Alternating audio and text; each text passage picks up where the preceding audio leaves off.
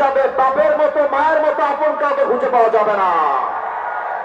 আর একটা কথা মাথায় রাখবা, জীবনে যারা বাপ মায়ের খেদমত করতে পারে তাদের সফলতা আটকে দিবে এমন বাপের বেটা জন্মগ্রহণ করে নাই।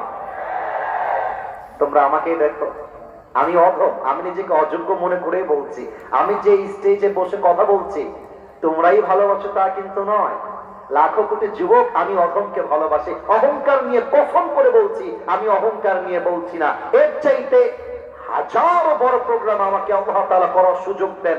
বিশ্বাস করেন আমার চাইতে আমার ভাইয়ের যোগ্যতা বেশি, বিশ্বাস করেন আমার চাইতে আমার ইমাম সাহেবের বয়স বেশি, কাবিলিয়াত বেশি, কোয়ালিফিকেশন বেশি, যোগ্যতা বেশি।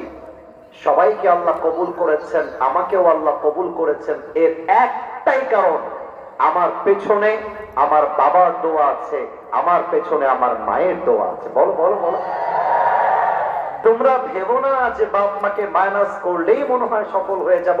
বিশ্বাস করো, দিস ইজ ইউর আলটিমেট রং গোল। বাপ মায়ের দোয়া যার সাথে আছে পুরো দুনিয়া তার একটা চুল পাকা করতে পারে না। অতএব আজ থেকে কোনো মেয়ের জন্য তোমার ক্যারিয়ার নষ্ট হবে না। মায়ের দিকে তাকাও, বাবার দিকে তাকাও, জীবনে সফল হও। যে মেয়ে তোমাকে আজকে ছেড়ে গেছে 2 বছর পরে দেখবা এরকম কয়েক লাখ ফকিনা জরিনা তোমাকে বিয়ের জন্য তোমার পেছনে লাইন ধরে দাঁড়িয়ে গিয়েছে। तू नहीं तो कोई और सही, कोई और नहीं तो कोई और सही। बहुत लंबी है ये जमीन, मिलेगी लाखों हंसी। इस जमाने में सनम तू अकेला तो नहीं। তোমার মতো মেয়ে ছাড়লে আমার ছাকা খেয়ে বেকা হওয়ার প্রশ্নই নেই।